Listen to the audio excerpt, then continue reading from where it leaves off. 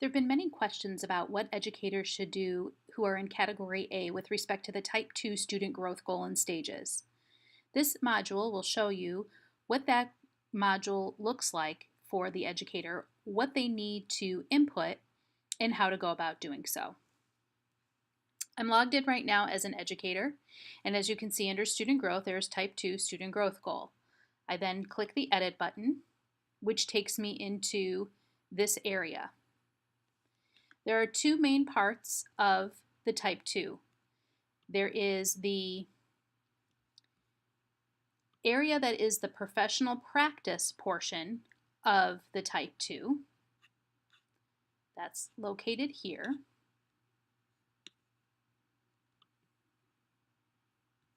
And then there's this part of the Type 2, which has to do specifically with the data that is being collected by the Type 2.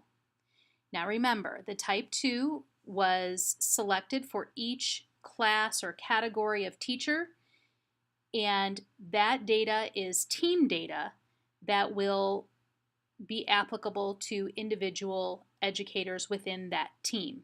So that individual educator is part of a collective set of data for that team of whom she or he is a part. So again, this is where that data, once the pre and the post has been collected, this is where that evidence will go. So let me review. If I am an educator and I am interested in uploading evidence, I will go to the Edit button. In terms of the professional practice piece that's associated with Exhibit F of the educator evaluation plan, the educator will be self-monitoring and reporting to the evaluator where they fall along that professional practice rubric of the Type 2. So let's take a look at the proficient area of the evidence that's needed for that professional practice. That would include a strategy for using formative assessment data and approaches to be used during the designated period of instruction.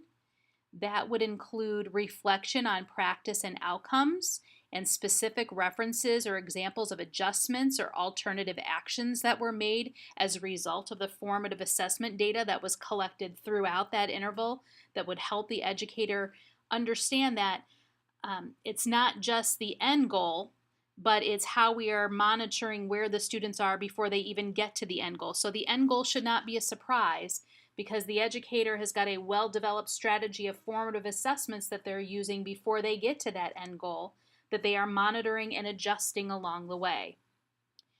In addition, this area deals with the participation in the culture of professional inquiry with team members and the actions that he or she takes within the team to ensure that the team as a collective is meeting the needs of students and moving students toward the desired outcomes.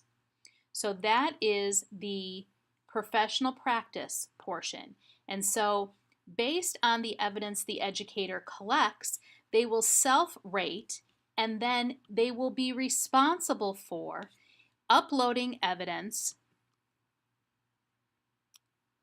that they believe is relevant to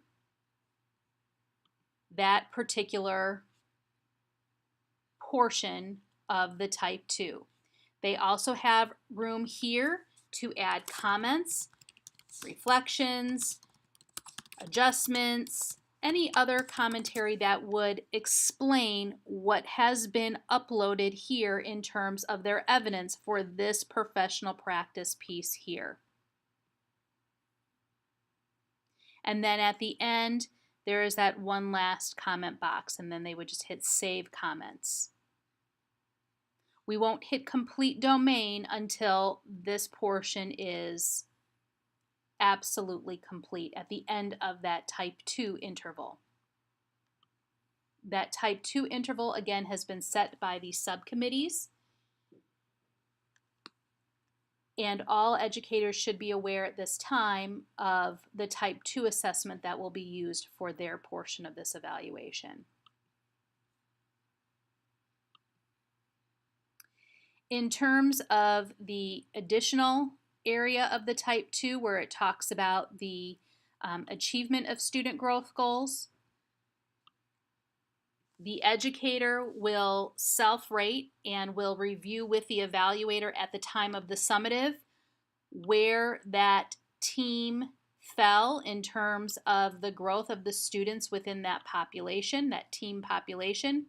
They can add comments and they can upload the actual report of the data that is collected for that type 2.